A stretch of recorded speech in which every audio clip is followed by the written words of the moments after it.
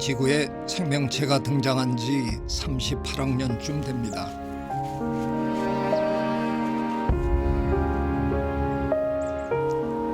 오랜 시간 이들은 서로 먹고 먹히며 상대의 몸을 원료로 제 몸을 만들어가기도 하면서 진화의 길을 함께 걸어왔습니다.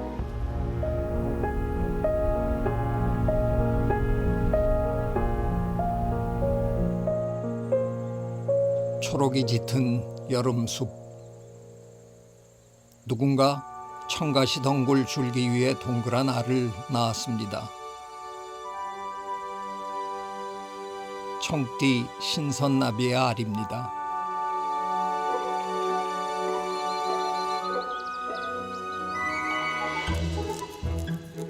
갓 태어나 초록빛을 띠던 청띠 신선나비 애벌레는 첫 탈피를 거친 후 검은색이 되었습니다. 대부분 곤충이 그렇듯 성체가 되기 전까지는 제 이름과 전혀 상관없는 모습입니다.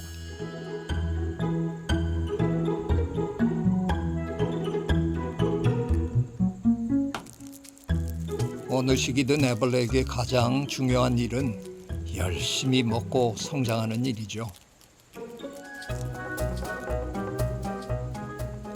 이 녀석은 세 번째 탈피를 하고 있군요.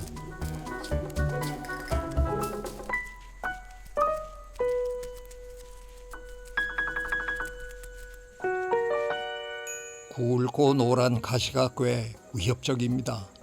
누구를 향한 무기일까요? 첫 순위는 아마도 기생벌인 고치벌일 겁니다.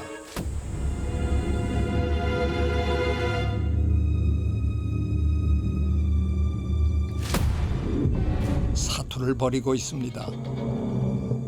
고치벌은 애벌레의 몸에 알을 주입하려 하고 애벌레는 독을 뿜어 고치벌을 떨구려 합니다. 둘 다 필사적입니다. 고치벌의 완패입니다. 청띠 신선나비 애벌레도 완전히 지쳤지만 어쩌면 끔찍한 일은 면하게 된 걸지도 모릅니다.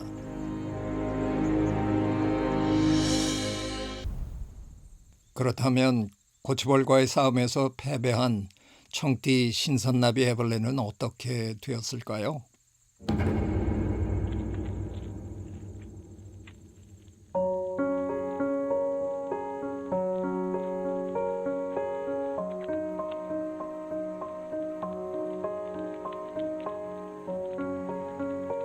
아무래도 나비가 되지는 못하겠군요. 고치벌이 찔러놓고 간 알들이 부화해서 청띠 신선나비 애벌레의 몸을 뚫고 나오고 있습니다.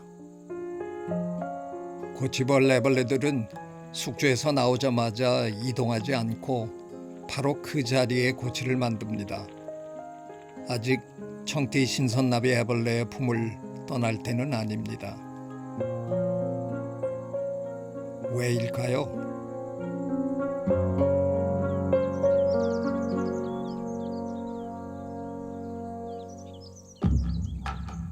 고치벌 애벌레들에게 조종당해 좀비가 된 숙주는 육식성 노린재 같은 적이 나타나면 속이 텅 빈 몸을 휘둘러 이들을 쫓아내주기 때문입니다.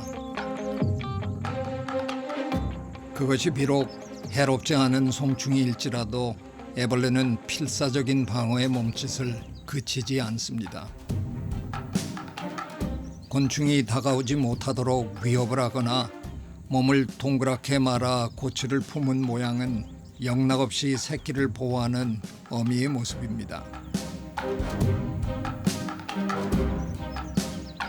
언뜻 모성애처럼 보일 수도 있는 애벌레의 허무한 몸짓입니다. 그러나 더 이상 위탁어미의 역할이 필요 없어지면 숙주의 삶도 끝이 납니다.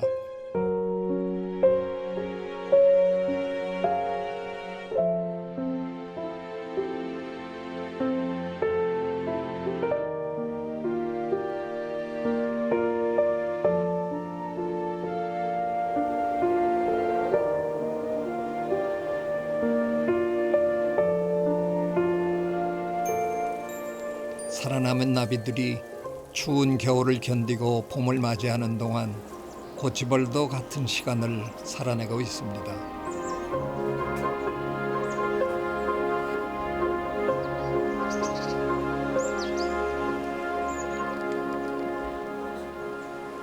그리고 이른 봄, 새로운 고치벌이 세상에 나올 시간입니다.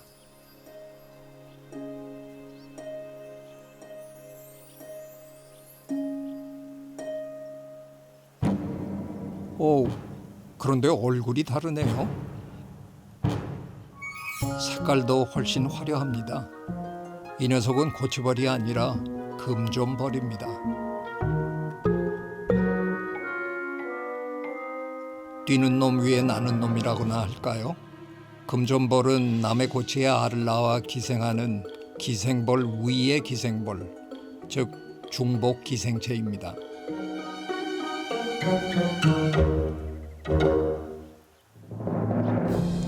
좀벌들이 한 차례 빠져나간 후 다시 새로운 얼굴들이 고개를 내밉니다.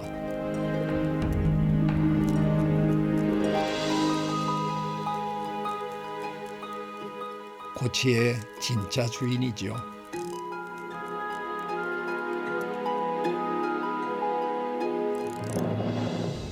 우리나라에 있는 생물종을 과로 분류했을 때 가장 많은 비중을 차지하는 것이 바로 고치벌입니다.